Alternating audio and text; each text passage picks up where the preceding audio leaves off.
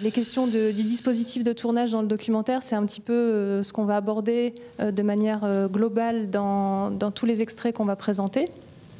Peut-être que tu peux nous parler justement pour commencer de façon très pratique, sur un tournage de film documentaire, l'équipe autour du son, elle est constituée d'un ingénieur du son. Est-ce qu'il y a d'autres personnes?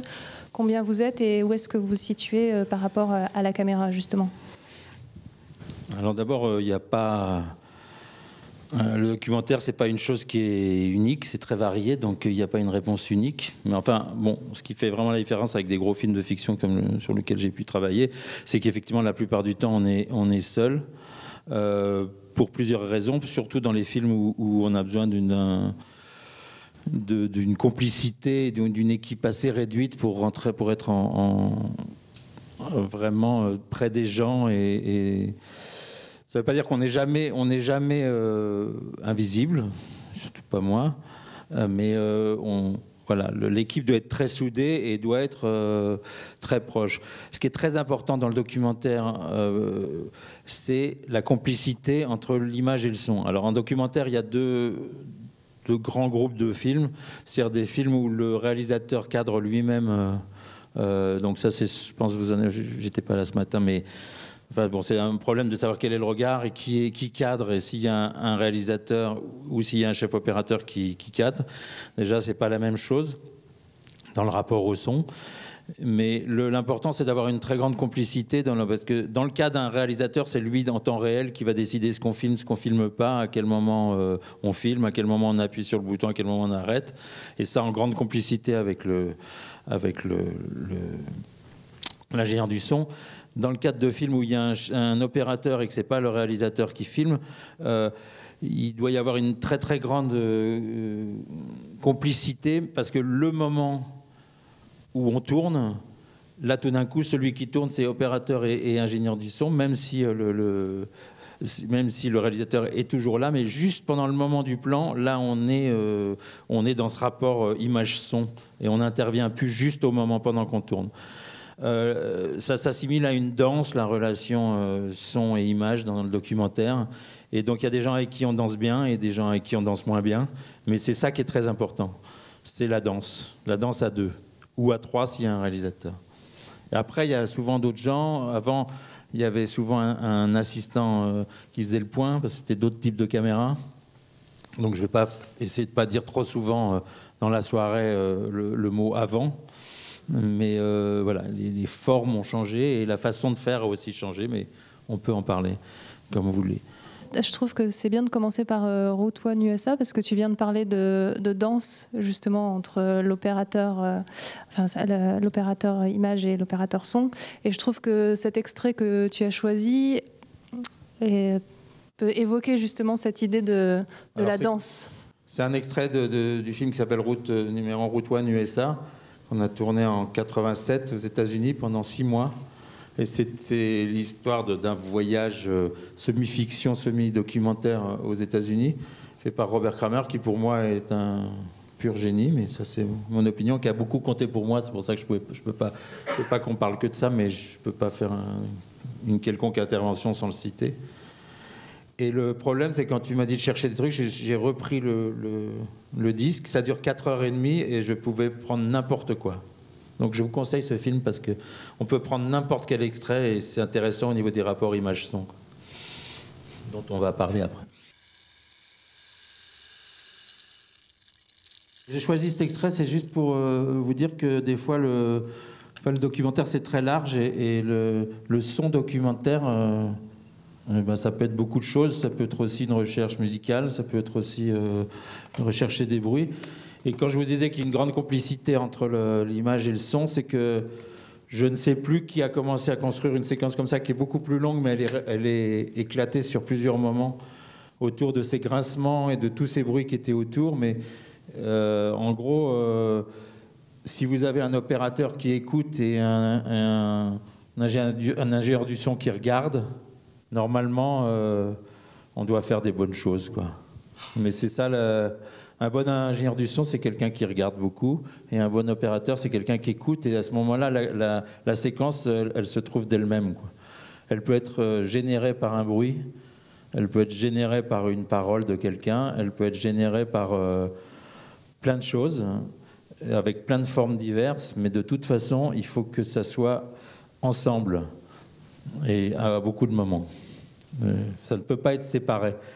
Même s'il y a un gros travail après, et on va en parler de montage son, de mixage, si au départ on n'a pas cette complicité de départ, pour moi c'est un peu triste et raté.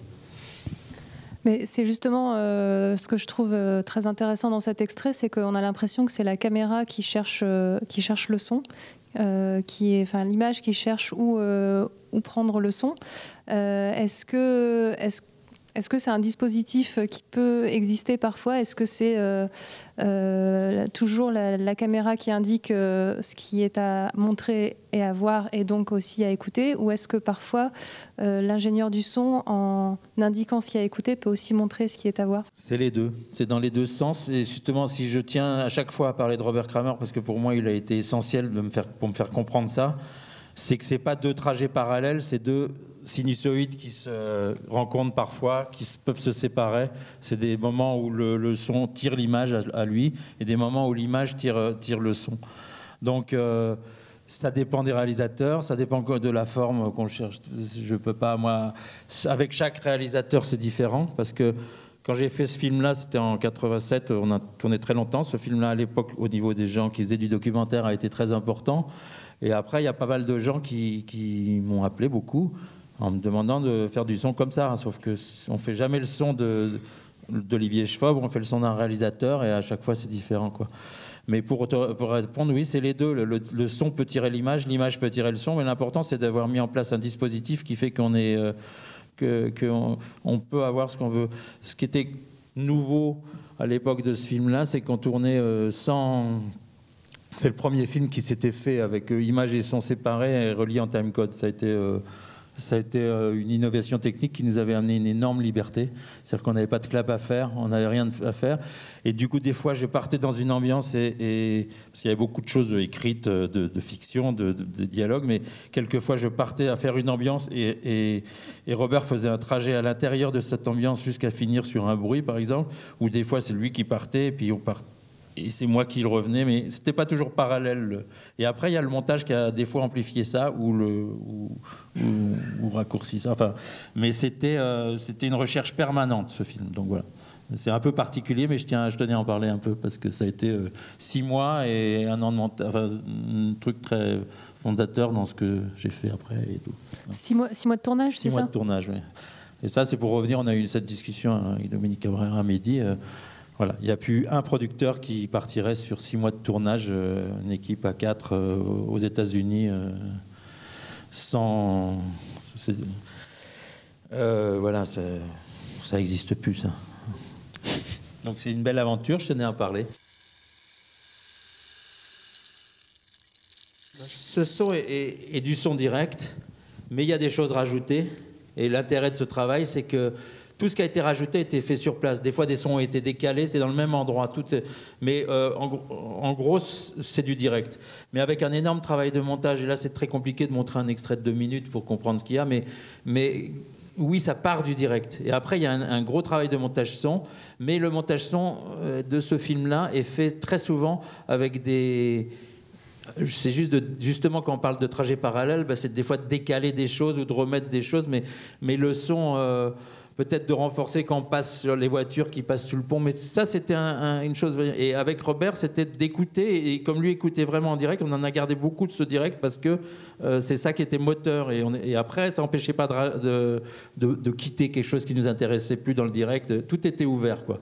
Mais dans cet extrait-là, ces grincements, tout ça, c'est du direct. C'est ça qui est étonnant. C'est pour ça que je voulais montrer ça, c'est que quand on parle de danse, c'est que des fois, il y a une chose qui attire l'autre, quoi. Et très nettement, il est au bon moment où il y a le grincement. C'est des mouvements qui sont hypnotiques. Et ce mouvement d'hypnotisme, on appelle ça hypnotique ou danse, mais ils doivent se faire en parfaite communion, quoi. Même s'il faut qu'un réalisateur de documentaire, par rapport à un chef opérateur ou un ingénieur du son, il faut qu'il vous entraîne dans son monde et que vous ayez pu à réfléchir de ce qu'on doit faire. C'est lui qui est moteur et on a assez parlé avant où on le sent et après, au moment de faire les choses, il faut que ça soit naturel. Mais donc, on sait ce qu'on cherche aussi quand on va sur un bateau, une promenade, tout d'un coup on monte sur ce bateau, on voit que tout grince. Évidemment, au niveau du son, les grincements étaient formidables. Moi, je ne pouvais que m'intéresser à ça. Et du coup, j'ai le micro à la base et voilà, c'était ça qui m'intéressait à ce moment-là, mais c'est du direct, ouais. Mais moi, ce que je trouve passionnant, c'est les gens qui travaillent ensemble, image et son. C'est-à-dire que, évidemment, il y a beaucoup de choses, et on va en parler après, du montage son, c'est formidable, c'est fantastique, il y a des bandes son, mais ce qui m'intéresse, moi, et ce dont je peux parler, moi, et c'est pour ça que je ne peux pas parler de la recherche pure de son, documentaire, c'est une image et un son. Et même moi, dans ce que je fais, je ne conçois pas de faire du son sans image. Je connais beaucoup d'ingénieurs du son qui amassent les sons, qui collectionnent les sons, qui en font beaucoup. J'aime beaucoup le son, mais j'adore le son à l'image. Une question là-bas au fond, de Dominique Cabrera. Oui, je trouve que c'est vraiment important ce que tu dis. Tu dis le son à l'image, avec l'image, ou l'image avec du son. Et en fait, peut-être que pour faire saisir cette chose-là qui est si importante, il ne faut pas forcément employer les mots de son et image, mais bien faire saisir, au fond, c'est ce que j'essayais d'expliquer ce matin sur la présence humaine. Le fait qu'il y a quelque chose dans une séquence qui est réussie, qui palpite encore aujourd'hui. Et moi, je dirais qu'on prend un morceau, pour citer Gilles Deleuze, quand on fait une séquence, un plan, on prend un morceau d'espace-temps. Espace-temps qui est nourri par l'image et le son. Mais quand tu dis danse, c'est très très juste. C'est-à-dire que tu danses avec l'opérateur pour capter un morceau de présent, où il y a du son, de l'image, et où je pense qu'il y a bien d'autres choses. Il n'y a pas que de l'image et du son. Il y a quelque chose qui est en relief, en fait, et qui est contenu dans le son, dans l'image. On va prélever un fragment d'espace-temps avec le cinéma. Et c'est bien autre chose que prendre un peu de son, prendre un peu d'image. Et c'est pour ça que je pense que dans la conscience commune que l'opérateur et toi, vous avez de ce que vous faites, vous prélevez un fragment d'espace-temps. Et c'est pour ça que, bon, on a parlé, c'est un hasard que tu poses la question, mais c'est pour ça que, bon, il y a des opérateurs qui filment eux-mêmes, et du coup, on a ce rapport direct là avec l'opérateur et des réalisateurs qui filment eux-mêmes, je veux dire, et des réalisateurs qui ne filment pas eux-mêmes, mais de toute façon, s'ils vous mettent dans cet état de capter ce moment-là, on obtient la même chose, enfin c'est pas la même chose, mais c'est un regard différent, mais on obtient, en tout cas moi j'aime les deux façons. J'ai une plus grande complicité avec les gens qui cadrent eux-mêmes, parce qu'on a moins de discussions. Mais juste pour revenir à cette histoire de danse, en fait il n'y a pas une grande différence avec la fiction, parce que dans la fiction, quand vous faites 12 fois la même prise, et ben, quand il y a une prise qui est bonne, c'est qu'on a réussi à capter tout le monde ensemble ce moment. Et il n'y en a pas deux.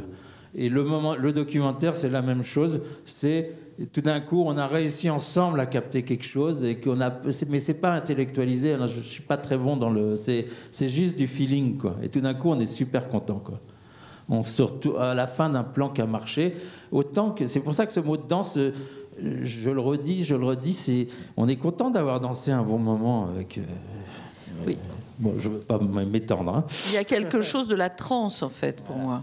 Voilà. T'es d'accord ? Ah ben moi, complètement, puisque les gens trouvent, quand ils me voient, les gens qui me connaissent bien, ils me reconnaissent pas quand on tourne, quoi. On devient fou. C'est pour ça qu'il faut vraiment bien expliquer que c'est pas image-son, quoi. Qu'il y a un continuum entre ceux qui filment et ceux qui est filmé. Tu le dis vachement mieux que moi, donc on se connaissait pas avant. Je crois que la complicité est établie. Je trouve que c'est une bonne aussi entrée en matière pour l'usine, quand on parle encore de danse et de trance aussi, parce que là, l'extrait qu'on va voir, je trouve qu'il a ce côté aussi très, très intéressant et impressionnant de cette communion entre l'image et le son.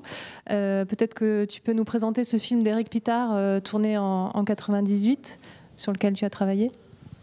Oui, j'ai voulu passer, on n'a pas beaucoup de temps, donc j'ai voulu passer des films de gens qui ont été importants pour moi et sur lesquels j'ai fait du son. Et donc Éric Pitard est malheureusement décédé il y a 3 ça va tellement vite, je ne sais plus, 3 ans. Mais on a fait pas mal de films ensemble et on a même, c'est des amitiés de tout un parcours, puisque j'étais à la même école que lui au début. Ce film, c'est un film qu'on a fait, qui était une commande de France 3 et de je ne sais plus quoi, et qu'on a fait, c'était au moment des premiers débats sur le temps de travail. Et il y a eu une expérience dans une fonderie à Ancenis, dans la Loire, là, enfin vers là-haut. Là. Et on est resté 2 mois à tourner. Je vais vous montrer juste le début. Je crois qu'il y a beaucoup de choses à dire quand même sur ce dernier plan. Peut-être tu peux nous expliquer un petit peu comment il a été réalisé. Est-ce que c'est quelque chose qui a été construit, imaginé, repéré en amont? Comment ça s'est passé en fait? Ce qu'il faut savoir, c'est que là il y a une coupe, c'est beaucoup plus... Ça dure 2 minutes de plus normalement et c'est une espèce de promenade. Je ne l'avais pas revu comme ça, donc, mais on ne peut pas arriver à tourner avec des gens. Alors là, il y a les 2 choses. Il y a les gens et puis ce qu'ils vivent et ce qu'ils sont. Mais le rôle de l'ingénieur du son, c'est aussi d'être très complice avec son camarade. Et on a vraiment l'impression... Ça pourrait être tourné maintenant avec une petite caméra et quelqu'un qui dit bonjour, mais on est 2 gros. On se balade dans ce vestiaire et pourtant on a l'impression qu'il n'y a qu'une seule personne et du coup et à aucun moment on essaye d'être invisible, au contraire, puisqu'il parle à Eric et à moi aussi, il dit les gars, enfin je veux dire, là tout d'un coup pour eux on est un ensemble, image et son, on n'est pas... Bon, après le dernier plan, le dernier plan, en fait, il se trouve que voilà, les plans, ils sont ce qu'ils sont. On avait beaucoup bu la veille, Eric en pouvait plus, il voulait pas se lever. Et ça faisait un mois qu'on était dans cette fonderie, on n'en pouvait plus de ce bruit, de ce machin, de ce tout. Et puis on a beaucoup de complicité avec les gens. Moi, j'ai quand même mis... là, j'avais... il me dit, on va filmer... j'ai oublié leur prénom. On va aussi les filmer, on a fait tout ça, comme c'est en temps réel. Enfin, c'est pas en temps réel de 3 minutes de film, je veux dire, mais c'est la même matinée, quoi. Enfin, on a vraiment embauché, c'est pour ça que c'était dur de se lever à 4h du matin. Voilà, je l'ai un peu poussé, mon camarade, parce que ça, voilà. Et puis, il est arrivé, il m'a dit, on va faire un plan qui va faire comme ça, mais c'était pas ça qui était prévu. Mais donc, j'avais quand même mis des petits trucs de chaque côté. J'avais un peu préparé le dispositif pour faire ce plan. Et puis voilà, je l'ai vu qui devenait fou à la caméra, et pour moi c'est un plan de génie. Mais bon, ça c'est autre chose, c'est que là il y a des choses qu'on prévoit, des choses qu'on prévoit pas, et un opérateur c'est quelqu'un qui filme avec ses tripes, et Eric, je suis très ému parce qu'il est décédé, c'est quelqu'un que j'aimais beaucoup, mais Eric filmait avec ses tripes, et du coup il s'est mis à faire ça. Bah voilà, et là, toi, il faut que tu comprennes et que tu essayes de faire. Et c'est là où la question de monsieur tout à l'heure devient importante, parce que il y a cette chose, parce que c'est l'ouverture du film en plus, mais on l'avait pas prévu, ça, on a tourné. Il faut avoir une certaine complicité avec tout le monde pour aller filmer ça. Mais là, il est important de savoir que oui, il y a beaucoup de directs, c'est ça qui est moteur de tout ce qu'on a fait. Et puis après, il y a un montage, et il y a un montage son, il y a de la musique, et il y a beaucoup d'éléments là. Mais il faut savoir qu'il y a beaucoup de sons directs, mais bon, il y a de la musique, vous l'entendez un peu, ça c'est évident, mais il y a aussi du bol tibétain, il y a aussi des choses bizarres. Donc il faut pas être ayatollah du direct non plus. On peut faire des choses très bien. Là, c'est construit avec un copain qui s'appelle Dominique Villard, qui est monteur son et mixeur, et lui, il a ramené des choses après. C'est là où c'est bien le cinéma et toutes les étapes. C'est-à-dire qu'on fait du direct, on vit quelque chose incroyable en documentaire, qui est donc sur le moment. Et ça, si on n'a pas ça, on peut pas l'avoir la suite. Mais après, il y a d'autres gens qui arrivent. Il y a le monteur, Florence en a parlé tout à l'heure, et elle va reprendre ce que vous avez fait. Et moi, je veux pas faire le montage son, par exemple. Moi, je trouve ça super que... D'abord, je sais pas faire, mais bon, ça c'est autre chose. Mais tu y assistes. Pas toujours. Pas toujours. Non, moi je trouve ça super que... voilà, à chaque étape, il y a une création supplémentaire. Quand on fait des trucs comme ça, Dominique, le monteur son... oui, il a été cherché de mettre... Non, il y a des sons qu'il a rajoutés, qu'il a déplacés. Après, c'est vrai chacun inspire l'autre, quoi. Et le mixeur, à la fin, il prend tout ça et il est inspiré par ce qu'on a fait. Mais moi, il n'y a pas de sentiment de propriété. Il y a le film qui appelle un... Non, mais moi, je ne fais pas... J'essaye pas de... Non, j'y suis pas au montage son, puisque je ne le fais pas. J'essaye d'être au mixage, parce que c'est un moment que j'adore. Et que moi, j'en fais plus, parce que c'est devenu trop compliqué pour moi. Je comprends rien aux consoles... Non, c'est vraiment devenu extrêmement technique. Et j'ai préféré continuer à faire du direct. C'est des choix, quoi. J'ai consacré mon temps à faire du direct. Pas me mettre au courant de toutes les dernières consoles qui sont vraiment quand même assez... Mais c'est des choix personnels, ça. Mais c'est important qu'il y ait des images... Et voilà, il y a des films où on fait du son brut. Et puis il y a des films où... Là, on dirait que c'est brut, mais c'est comme du brut, mais en fait, il y a plein de trucs dedans. Donc... voilà, il n'y a pas le son documentaire, il y a plein de façons de faire.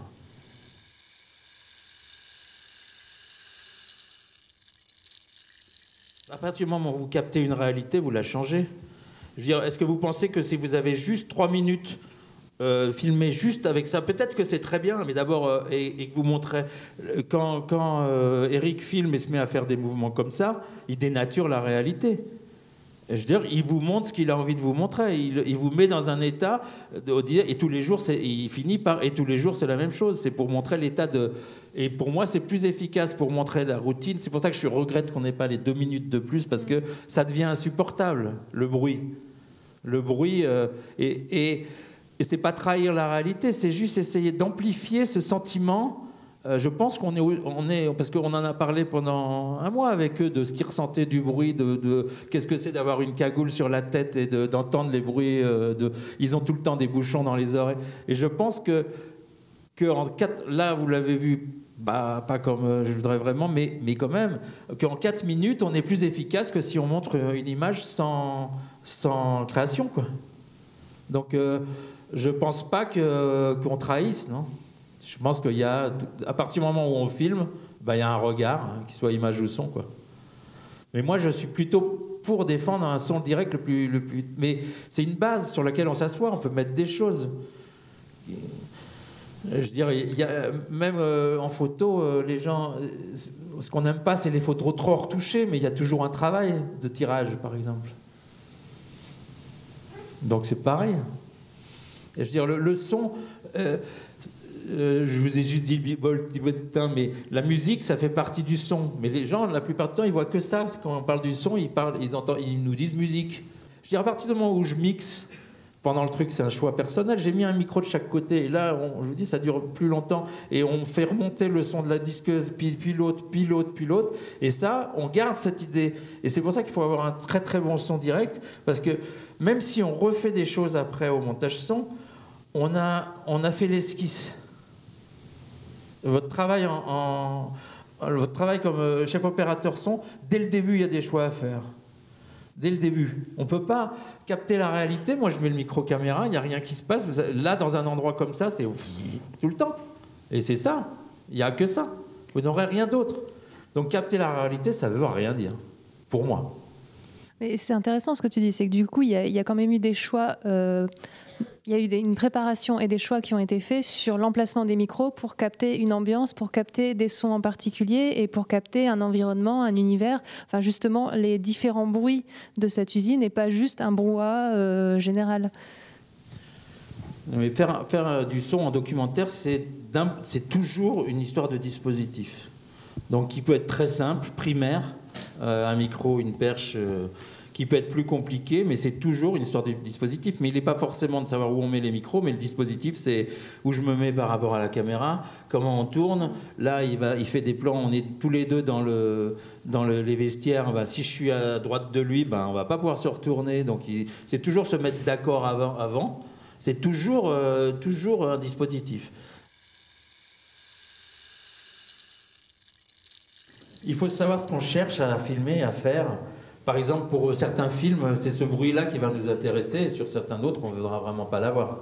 Je veux dire, si ce qui vous intéresse, c'est la technique de la pédale et de savoir si on va rajouter ou pas, ce bruit clac-clac va nous intéresser. Après, on essaye d'intervenir des fois, mais enfin, là, il y a une différence entre documentaire et fiction. Parce qu'on élimine ces bruits deep. J'aime pas, si j'ai repris sur parasite, c'est que j'aime pas le mot parasite. C'est-à-dire qu'il y a des bruits qui sont dérangeants. Par exemple, le bruit de l'usine est dérangeant. Si j'envisage de faire une grande scène d'amour au milieu de cette usine, il n'y a pas de cohérence et on n'y arrivera pas. Et là, ça devient vraiment un bruit parasite. Mais si je parle du travail des gens, c'est pas un parasite. C'est la base même du son de ce plan.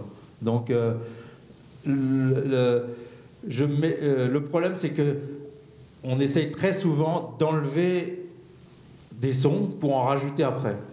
Moi, je pense qu'il faut déjà écouter ce qu'on veut, savoir ce qu'on est en train de faire comme film, et à ce moment-là, on saura, et c'est là où le dispositif est important, on saura ceux qui vous paraissent parasites, c'est-à-dire parasiter le discours que vous voulez avoir, ou ceux qui l'amplifieront. On part sur des bases de direct. Je vous dis, ça vous donne le canevas. Mais là, oui, enfin, moi, dans le travail que je fais avec des gens comme ça, et enfin, malheureusement, il n'est plus là, mais on se fixe les règles du jeu, quoi. Mais après, il y a d'autres règles du jeu qui arrivent au montage, et au montage son, et tout est permis. Si on est... Il n'y a pas de... Si c'est ce qu'il faut pour le film, quoi. Je veux dire, moi, bien sûr que j'essaye de faire le plus possible de son en direct. Mais c'est pareil pour la fiction. On essaye le plus possible. Mais il y a des fois, et même moi je le dis, il y a des fois, le son direct n'est peut-être pas forcément ce qu'il y a de mieux pour la scène. Il ne faut pas non plus être... mais au moins on l'a, et on le fait. Et après, si on pense qu'il y a quelque chose d'autre, c'est là où la force du monteur et la force du monteur son de proposer autre chose. Mais si vous ne l'avez pas, et si vous n'avez pas fait ce travail dès le début de création, et si vous pensez, oh oui, ben on rajoutera ça après, oui, enfin, qu'on peut tout faire après, et bien là... Moi, c'est pas le son qui m'intéresse. Par contre, jamais j'en voudrais à quelqu'un d'enlever le son que j'ai fait pour en mettre un autre. Si c'est ça le plan.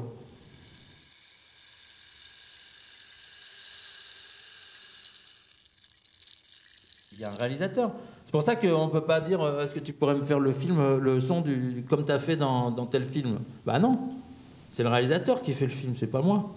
Par contre, moi, c'est pareil avec un opérateur, il veut dire la même chose. L'opérateur, il est un outil. Ou alors, il devient très encombrant si c'est lui qui fait le film, quoi.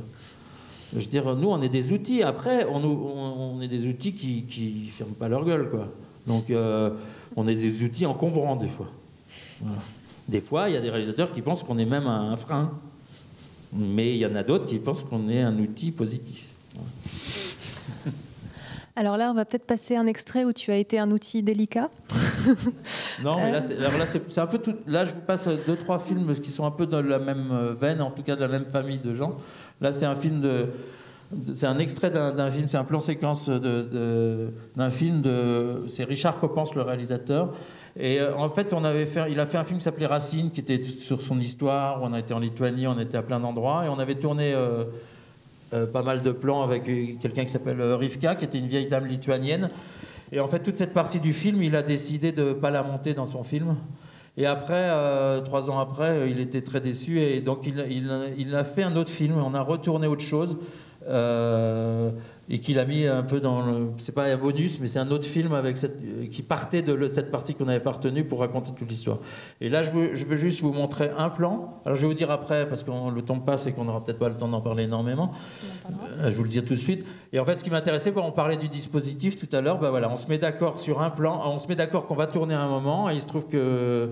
Donc, je sais qu'il va y avoir une Eliane qui va écouter de la musique. Je fais en sorte que ça soit possible. Mais là, quasiment tout est en direct. Et c'est un plan. Amélie vient de me demander juste avant, dans le reste, normalement il y a des sous-titres sur cette séquence. Oui, il y en a quelques-uns, mais pour parler du son, je trouve ça pas mal de le voir sans sous-titres. Et puis, voilà, tu me disais quoi? Et que, en fait, non, mais juste par rapport au son et les sous-titres et la voix, ce film-là, par exemple, c'est en Lituanie, on ne parlait pas du tout lituanien, on a quelqu'un qu'on entend qui est notre traducteur, là. Et on a fait une séquence où on était dans une... ça, c'est par rapport au son documentaire. On était dans un village lituanien où il y a eu des massacres. Et on a été à côté d'un endroit où il y avait un jardinier, puis il y avait une ferme à côté. On est rentré, on a tourné. Et on a tourné avec des gens, on ne savait absolument pas ce qu'ils racontaient. Mais vraiment pas, quoi. Et la musique des mots nous fascinait, on dit ça doit être bien, quoi. C'est pour ça, je veux dire, on peut faire plein de trucs, mais on doit être dans le vrai, parce qu'on a le traducteur, il n'a rien traduit, et puis c'était des vieux dans un truc. Et en fait, il s'est avéré que on se regardait avec Richard de temps en temps, et oui, on tournait, mais on ne savait pas exactement s'ils n'étaient pas en train de nous parler des patates. Non, en fait, c'était exactement ce qu'on cherchait, mais... Des fois, on n'a pas besoin du sens des mots pour comprendre ce qu'on vit, quoi. C'est juste ça que je voulais dire. Et agir du son, c'est aussi entendre la musique des mots sans entendre forcément le sens. C'est-à-dire que des fois, vous voyez, c'est pour ça que voir et là, l'émotion de cette femme, on l'a fait qu'une fois, ça. C'est pas un truc qu'on refait 15 fois. Elle l'avait jamais écouté, ces disques, depuis des années. Et voilà, c'est un plan. Et il y a une complicité entre... Richard et moi, on sait ce qu'il cherchait, j'ai vu où il s'installait, j'ai mis des micros en plus, là, c'est pas juste une perche. Et voilà, moi je suis très ému par ce plan, parce que cette femme, voilà, on a capté quelque chose. Là, c'était le moment qu'on Dominique parlait de, je sais plus comment tu disais, mais on a un moment, là. Un moment unique. On a un moment unique. Parce que vous faites cette scène en fiction, donc on sait qu'elle existe, on la refait en fiction, et c'est là où le travail change, mais moi j'aime les deux, hein. Mais en fiction, on va, avec un comédien qui va faire, il va l'écouter beaucoup avant, il va vous dire, oui, maintenant je le connais, je vais réagir. Peut-être que vous allez lui balancer le son quand même pour qu'il puisse réagir dessus, mais le moins possible pour pouvoir remixer après. On sait qu'on peut refaire. Là, voilà. Mais après, c'est jamais... quand on dit on peut pas refaire, non, on peut pas refaire. Ce truc-là, c'est unique. Mais si c'est pas bien, ça sera pas dans le film. Puis il y aura une autre scène. Je veux dire, c'est vital d'arriver à avoir les bons moments, mais des fois, moi je me souviens parce que j'avais bossé un peu avec un grand monsieur qui s'appelait Alcan, qui était un grand chef opérateur, et il avait un truc, un jour il m'a frappé, je m'en souviens, il dit il faut jamais regretter un plan, de toute façon garde-le, il est dans la cinémathèque de ton crâne. Bon, c'est bien ça, quoi, et puis voilà. Donc c'est super important d'être truc, puis on n'a jamais que 10% de ce qu'on essaye de capter dans un film. Après, je dis que c'est du direct, mais ça ne veut pas dire que c'est pas mixé. Après, il y a un mixage qui vient. C'est-à-dire que là, je dois vous avouer, je me souviens plus exactement. C'était pas encore le Cantar, c'était pas encore un multipiste, mais le problème, c'est qu'après les films, ils prennent leur envol, et je me souviens plus exactement du dispositif technique. Donc c'est pas bien par rapport à un public à qui je dois parler de comment on a fait. Mais je me souviens plus si c'était avec quel magnéto, c'est-à-dire si c'était multipiste ou si c'était que du bipiste. Mais même si c'est que du bipiste, à ce moment-là, quand c'était du bipiste, on mettait dans un cas comme ça, ben on choisit. C'est des choix tout le temps, quoi. On choisit par exemple de mettre la musique, on le mixe. On fait ce qu'on pense bien, mais la musique, on va la laisser sur une piste de côté, on pourra la remonter un peu si on pense que c'est bien, ou la voix Et maintenant, on tourne avec des multipistes, mais on tourne en direct des fois en documentaire avec des multipistes, mais ça n'empêche pas de faire tous les choix possibles au tournage. La seule différence, c'est qu'on a plus de possibilités qu'avant de reséparer les sons. Mais si on n'a pas ce truc qui se fait au moment, on perd quelque chose. Mais voilà, actuellement, moi j'ai un magnéto qui s'appelle un Cantar et je tourne un docu avec parce que j'aime ça. Parce que d'abord, et j'ai 6 pistes, plus de pistes de mix, mais d'abord il y a de moins en moins de temps. Et si ce que j'ai amené au niveau mix, proposition mixée, elle est bien, ils vont peu y retoucher. S'ils pensent que c'est pas dans le sens, ils vont aller chercher dans les éléments que j'ai donnés pour aller changer un peu ce que j'ai proposé. Mais au moins, j'ai proposé quelque chose. Par rapport à dire on va tout faire après, à ce moment-là, on n'est plus des ingénieurs du son, on est des ramasseurs de son, quoi. On met tout sur des pistes, tout au même niveau, et puis après, c'est tout après qu'ils font le travail. Si vous ne proposez pas quelque chose pendant le tournage, si vous ne faites pas des choix, ça fait des produits aseptisés, nettoyés. Donc, c'est pas ça que j'aime, moi. Juste peut-être pour terminer, vu qu'on était ce matin sur beaucoup des questions d'écoute, de concentration, de présence à l'instant, pour justement capter des moments, et justement cet extrait là que tu viens de nous montrer, c'était ce que tu racontais, un moment unique. Est-ce que dans le dispositif que vous mettez en place, vous êtes dans une réflexion par rapport à... Enfin, vous êtes à chaque fois dans une réflexion par rapport à justement être dans la présence à la personne que vous filmez, et du coup être dans la réflexion par rapport à la bonne distance, être à la bonne distance pour permettre justement une bonne relation, ou être discret pour permettre une parole, ou enfin voilà, ce genre de questionnement qui permet, je dirais, une relation aussi à la personne qui est filmée. Cette question-là, elle est essentielle, mais en même temps, plus on la réfléchit, moins on y répond. C'est-à-dire que la bonne distance, si vous avez, elle doit s'imposer, quoi. Je veux dire, si on fait des décisions théoriques avant en disant on va faire comme ci, on va faire comme ça, si vous arrivez devant le réel, et puis ça ne va pas se passer du tout comme vous avez... Donc qu'est-ce que c'est la bonne distance? C'est de vraiment préparer, beaucoup parler l'équipe entière avant un film, effectivement de se mettre d'accord sur comment on va faire, quel va être le matériel, comment on va tourner, qu'est-ce que c'est la caméra, combien il y a de personnes autour de la caméra, tout ça c'est très important de le discuter avant, beaucoup, quand on prépare un film. Et après, la bonne distance... Et savoir si on n'est jamais invisible, et il ne faut pas l'être. Et ceux qui prétendent se reculer et faire des longues focales pour ne pas gêner la situation, c'est de la caméra de surveillance, quoi. Donc on n'est jamais invisible. Le problème, c'est de faire que notre présence ne perturbe pas ce qu'on veut capter, quoi. Et ça, c'est compliqué. Mais ce n'est pas seulement de la technique. Il y a des fois, c'est important. Mais par exemple... Il y a des gens qui disent je veux absolument pas mettre un micro, un chef sur quelqu'un parce que ça va la déranger, elle va voir. En fait, des fois, il faut absolument le faire parce que c'est ça qui va faire que vous pouvez être un tout petit peu plus loin. Mais des fois, une perche au-dessus de juste une perche va être. Enfin, voilà, il n'y a pas de règle.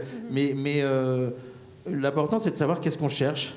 Et en fonction de ce qu'on cherche, on trouve des solutions techniques et humaines. Et quelqu'un comme Rivka que vous venez de voir, elle était très vieille, très très vieille, mais Richard avait été la voir plusieurs fois, on avait passé du temps. On n'arrive pas chez les gens et on ne met pas moteur quand on arrive. Donc voilà, c'est pas seulement une question de distance, c'est une question de quand on tourne, quoi. Mais ça, c'est vraiment de la base, quoi. C'est à quel moment on va tourner. Vous n'arrivez pas comme une équipe de télé... qui tourne tout ce qu'il voit, et voilà. Mais ça, c'est dans les bons documentaires. Et alors là, je vais conclure avec ça. C'est que très malheureusement, je vous montre des films où il y a un énorme plaisir d'avoir ce rapport-là, d'avoir une complicité, une danse, enfin on appelle ça comme on veut, des films qui sont sur de la durée. Mais moi, je m'aperçois personnellement, et là, c'est un peu nostalgique, que j'ai cherché des trucs récents à montrer, j'en ai beaucoup moins, parce que les films actuellement se font plus comme ça, parce que la production impose les productions imposent une forme où le son est en train de disparaître des documentaires. C'est-à-dire que très souvent, on pense que c'est plus discret, et bon, économiquement évidemment c'est moins cher, mais d'être tout seul. Or, des fois, on est beaucoup plus discret à deux que tout seul. Enfin, en tout cas, on peut faire un travail plus intéressant, parce que si vous êtes tout seul avec une caméra, un micro sur la caméra, ça vous oblige, si vous voulez capter la parole, à vous rapprocher beaucoup, tout le temps de la personne que vous filmez. Donc, il y a un peu une nostalgie de grands films documentaires comme ça, qui étaient des longs métrages, qu'on appelle ça... comme ça, ou court, mais on prenait le temps, la durée. Et actuellement, là où je dis que je regrette, c'est que on considère le son qu'on peut très bien, sur un documentaire, avoir 5 ingénieurs du son différents. Vous tournez une partie ici, une partie ailleurs. À chaque fois, on n'a pas les moyens de payer les déplacements des gens, donc on va chercher quelqu'un ici, ce qui m'arrive parce que j'habite ici, moi. Mais il y a un peu ce regret d'avoir participé. Vous ne ferez jamais le même travail, mais c'est un travail intéressant, mais... Les films que je vous ai montrés, c'est parce qu'on se connaissait par cœur, qu'on avait passé un mois avec les ouvriers dans l'usine, tous ensemble, à sortir le soir ensemble. Ils nous invitaient chez eux, à voir des gens, à discuter, à voir les rushs le soir ensemble. Et quand vous, sur certains documentaires, j'ai bossé par exemple sur un truc sur l'art il y a quelques années, il y a eu 4-5... bon, moi, c'était intéressant. J'ai fait une petite partie à New York, j'ai fait 8 jours. Après, il y a quelqu'un qui a fait en Asie, il a fait 4 jours. Après, il ne faut pas s'étonner qu'il y ait plus de difficultés à trouver une forme au film, quoi. Mais c'est des histoires de production et le documentaire souffre d'une baisse de sa production, quoi. Donc, voilà, c'est pour ça que je fais plus de fiction actuellement. Mais j'adore ça, le documentaire. Et voilà. Je suis toujours ouvert encore à en faire. Mais voilà, il y a de moins en moins ce travail-là. Mais il ne faut pas être nostalgique. Il y a plein de gens qui inventent. Je ne sais plus si la dame est encore là, qui disait que est-ce qu'il y a de la recherche. On a des tonnes de gens qui inventent. Donc, et puis c'est une histoire d'âge. Je suis sûr qu'il y a des jeunes documentaristes qui trouvent d'autres solutions, d'autres façons de faire et qui sont formidables. Là, je vous ai montré 3 extraits de films de moments de plaisir, quoi. Voilà. Et je vous remercie.